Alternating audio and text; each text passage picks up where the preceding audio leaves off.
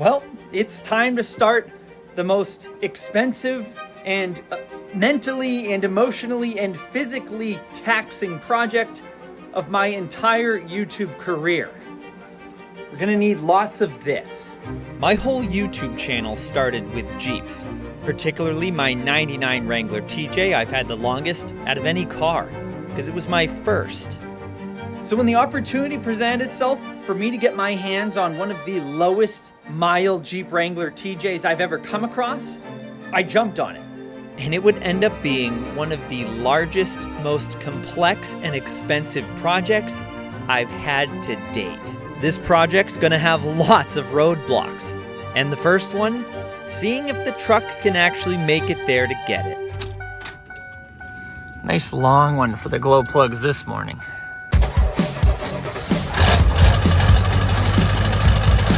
Hurdle number one, overcome. She started. Now let's hook up to the trailer.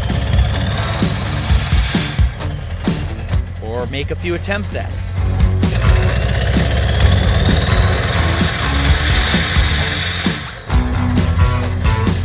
Then begin our 2.5-hour journey into northern Maine.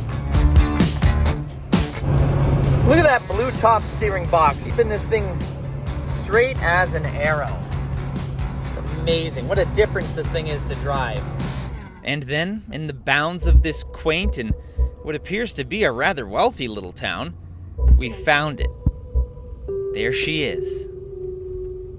The Jeep was in good shape, so I thought. It drove fine with the exception of needing a throttle position sensor, but the frame was a little worse than I thought. It had been patched in a few spots, which is pretty standard practice for a Jeep in New England, but we negotiated the price, had a nice long talk about dogs and old boats.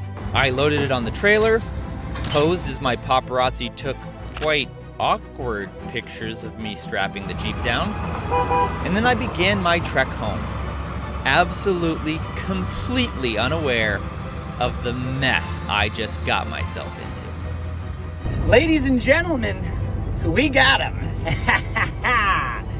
The 30,000 mile Jeep is mine. It was so jolly. I still had a sparkle in my eyes. You're so cute. No, you are. No, you are. Woo! I fizzed with excitement the whole ride home. And the truck did great, which only added to the glee of the day, which in 5 minutes' time would be absolutely spoiled. All right. So we've made it back home with the Jeep, and first things first, we gotta get this thing off of here and get this plow off. I was so excited to get to work on this thing, and we started right away. We pulled it off the trailer. You gotta pull that. With the help of my brother, removed the plow, and then took a much-needed sleep. Not bad. The next morning, it was time to start pulling the frame mount and all of its wiring out. We'll be proactive by letting the bolts that hold the plow mount on soak with some PB Blaster before trying to get them free later. Having never seen a plow harness on a Jeep before, it takes a little time to figure out what wires are for the plow and what's supposed to stay. It helps having an identical in stock 2003 Wrangler Sahara directly behind it. Now we have a little better idea of where the harness is routed, the momentum picks up on removing it. We pull the coolant overflow bottle for easier access to the front of the harness, and the ground wire comes off the back of the alternator. And now the harness is mostly free from the engine compartment, we move to the more daunting task of removing the plow mount from the frame of the Jeep. First, the Jeep goes in the air so we can pull the tires. Then we pull the front bumper off.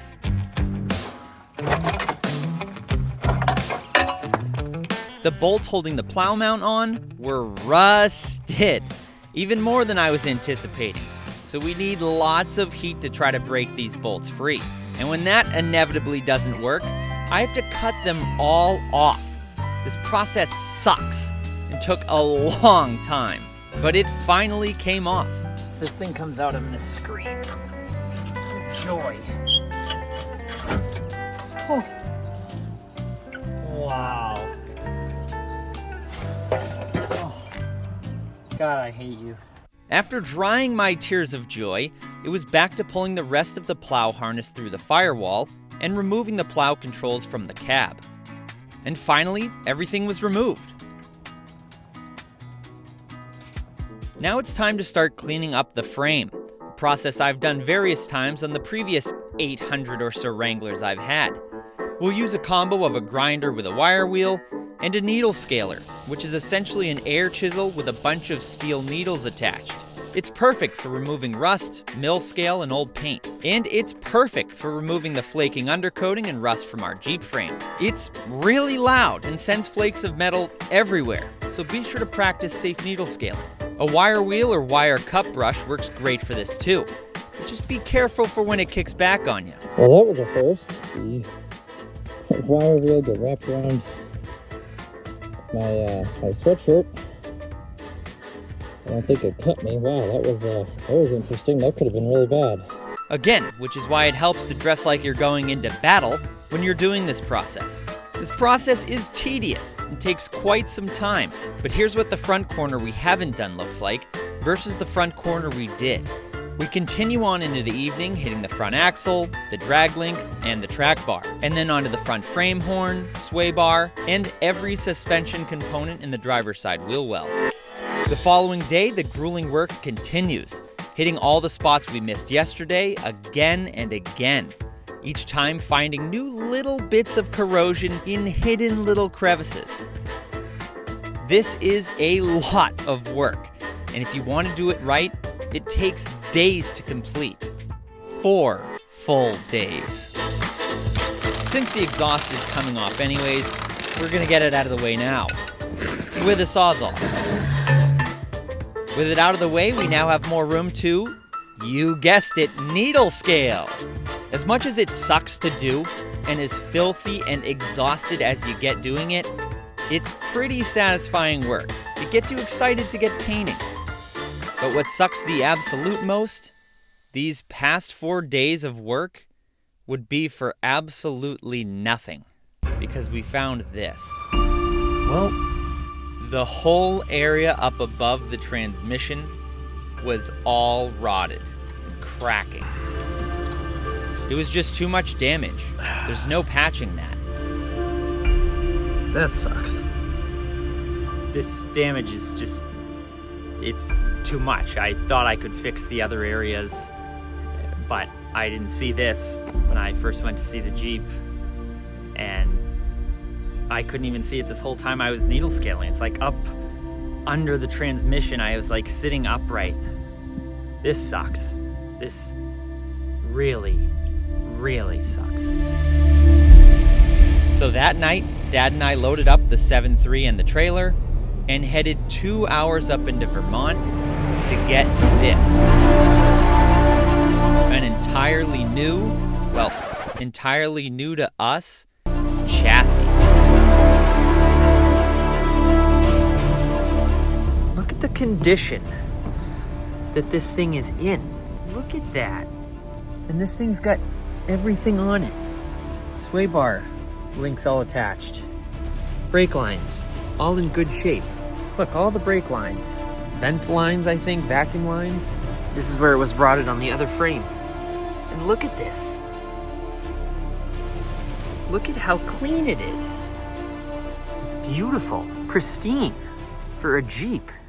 And even in these drain holes, it's like smooth steel all in here. It's not scaly. That looks a little inappropriate, but it's not all rotten in there. God, I wish I could show you guys. I wish you could feel this. That's what she said. I mean, it's not even like it's undercoated or anything, or been repaired. This is all original steel. Fantastic. Even got a nice set of tires in the deal. Freaking porcupine. Now it's time to air the tires up and attempt to get this frame off the trailer.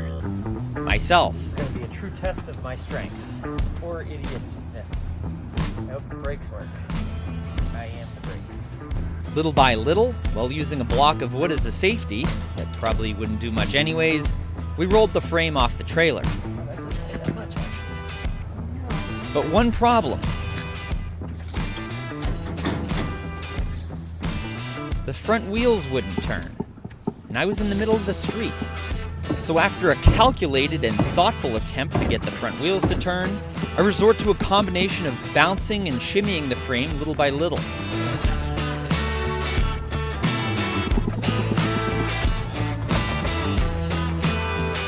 A quite physically demanding process. Good thing I drank my milk this morning. And finally, the frame's shimmied enough in the right direction, we can now roll it up the driveway.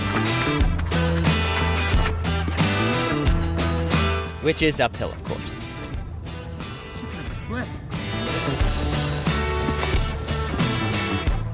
Now with the Jeep in position, it's time to take a nap. Just kidding, I wish. It's time to suit up and get this thing ready for paint. No breaks here. It's a lot different jacking up just a frame with some wheels. It's much easier. As I pull the wheels off, I'm still genuinely impressed at the condition that this frame is in. It's worth every penny of the $2,200 we paid for it. And it's gonna look even better painted. So we get to work blowing off all the loose crap on the frame with the compressor, and then begin wire wheeling. There's a tiny bit of surface rust on the frame, some in more areas than others, but the wire wheel on the grinder makes short work of getting that and the factory undercoating off, and giving us a roughish, dull surface to paint. Especially on the rear crossmember, where the surface scaling was the worst. Such a satisfying process. Once the descaling process is complete, I can now pressure wash the frame, and then pull off the front and rear bumpers after explaining to a passersby what exactly I'm doing. One bolt always has to be the difficult one.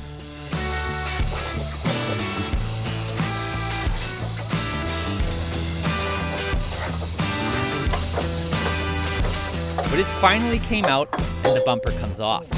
All right, the bumpers are now off the Jeep, or the frame, what's left of the Jeep. But because I'm a little OCD, I'm gonna hit a few of the little crevice areas with the needle scaler quick, and then once that's finished, we'll get it in the booth.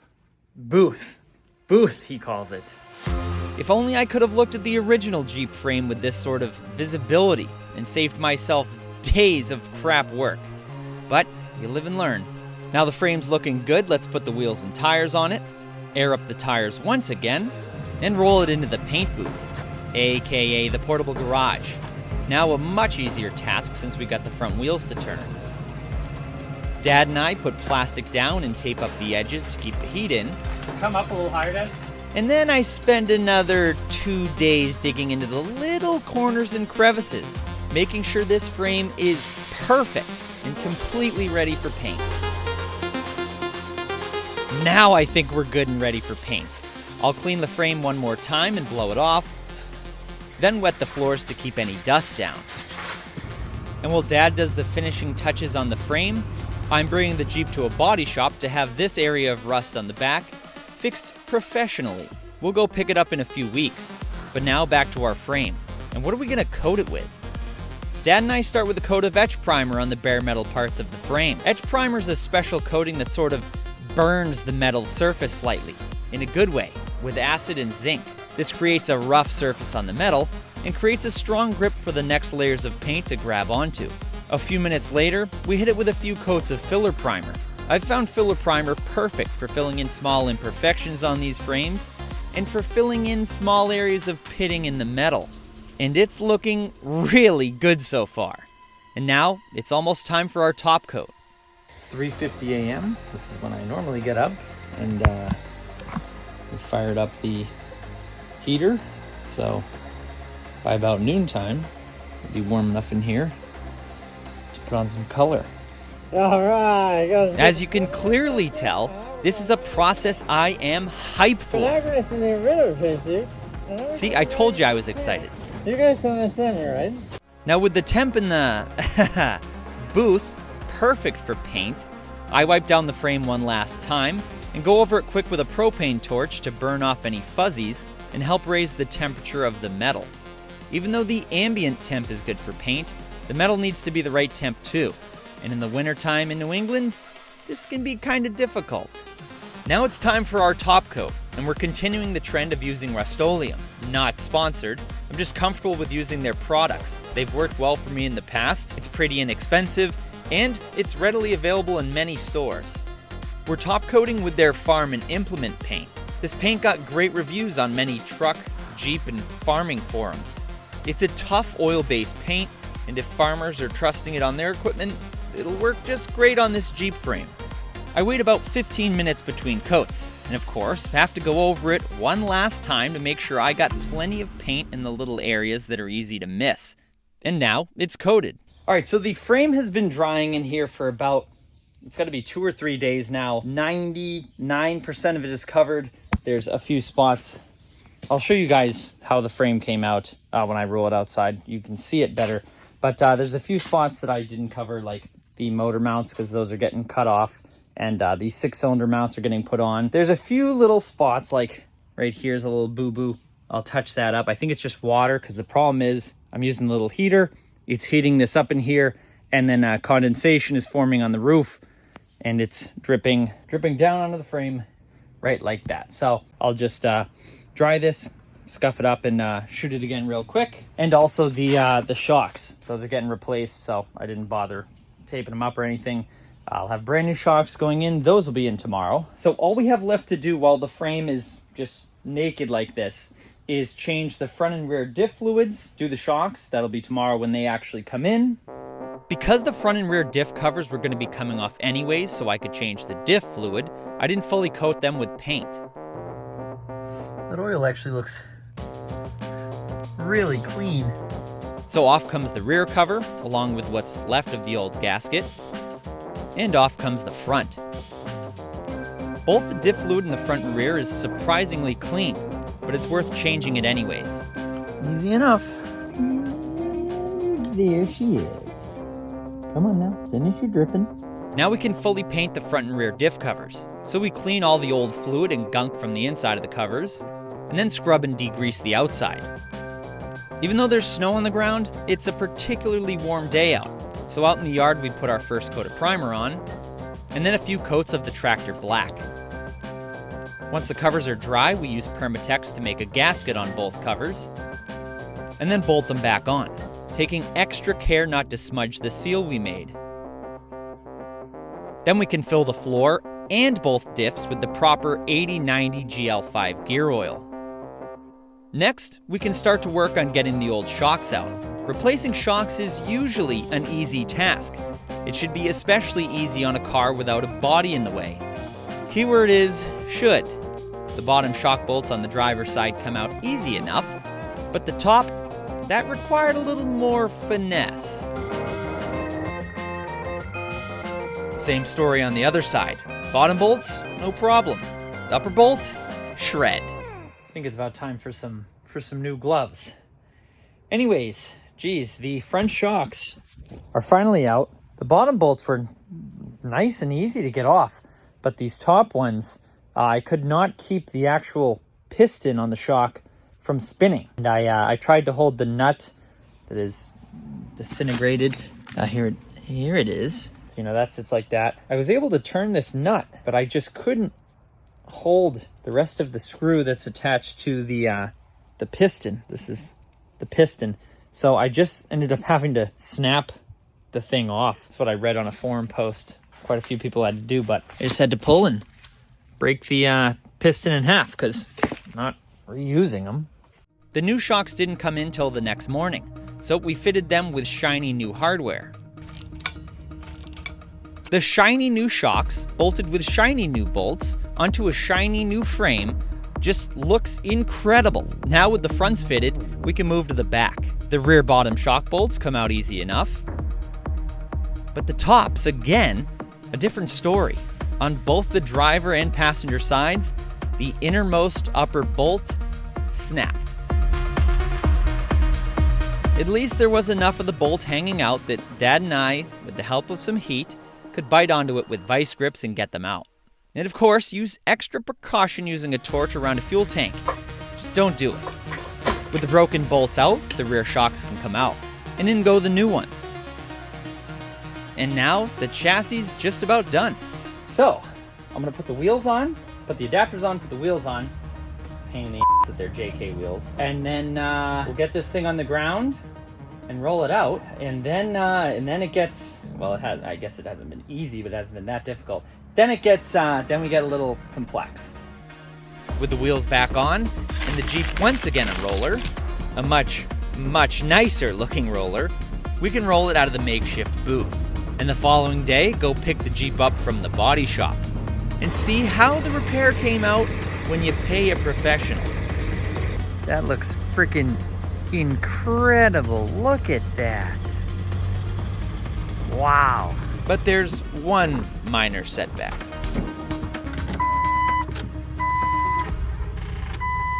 Come on, really? You suck. The Oxedo jump pack. Gonna be saving the day once again when I can find out where the zipper is. Red to black, black to red. I'm just kidding, obviously. And use the code down below for a special discount. Let's see if it works. Now that we can get it off the trailer, in a few days' time, we can complete the last few tasks before this project gets really interesting. All right, so now that we got the Jeep back, theoretically, the next big thing to do is get this tub off of this frame and swap everything on to the new frame. But in order to do that, we're gonna lighten up the tub. We could theoretically swap everything over with the seats and stuff, but what I'm gonna try to do is lift the whole entire Jeep up, leave the fenders in place, leave the hood in place, and leave the grill in place. Usually when I see people do this, they take the whole nose off and then they just lift this tub portion. This should be strong enough with everything still connected here. These things are pretty stout, pretty robust, so I don't think we really have to do that.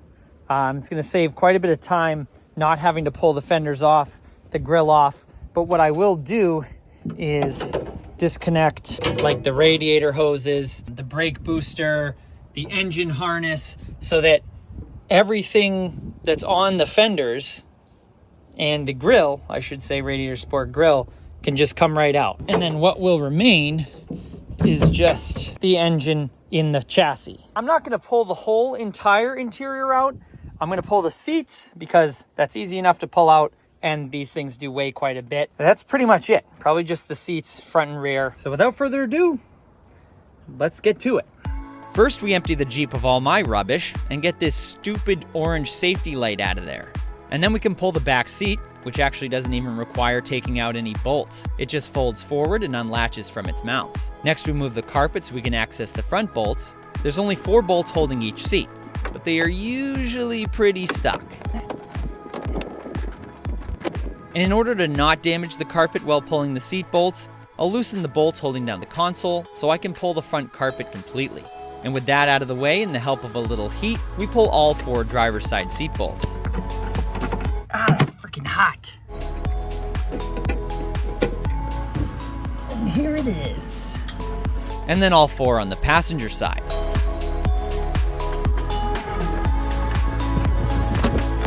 And the seat comes right out. There's 2 or 3. I'm being organized this time. Look at that. Labeled baggy. Getting so mature. With the seats out of the way, I can pull the rest of the front carpet. And then shift things around for the crazy part.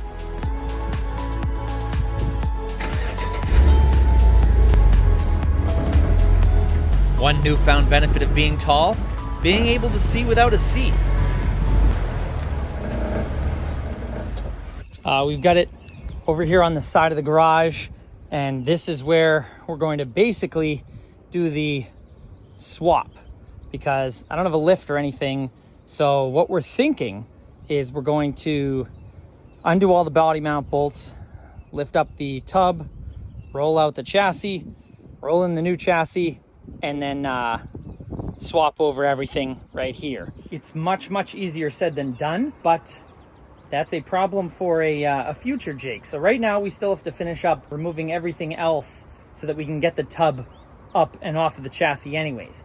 So now we're going to remove the radiator, which means we got to drain the coolant, which means I'm going to be taking a bath in coolant because I'm stupid. And then we'll undo the wiring harness connecting the motor to the tub. A few other miscellaneous things that we'll find along the way.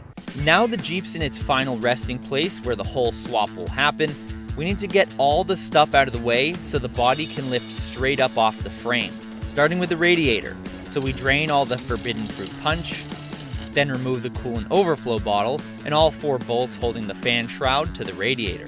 This one's being particularly difficult, so we're sawzalling him off. And just like that, the fan shroud's free. Now we'll pull all the hoses going into the bottom of the radiator and undo the 6 bolts holding the radiator to the grill. And now it's free. Here's the radiator. All right, easy enough. Not really. We'll pull the battery too, along with a bunch of other little things I'll show you in part 2, where we finally see if we can lift this body off the frame without screwing anything up too bad. So we'll see you guys next time. Happy motoring.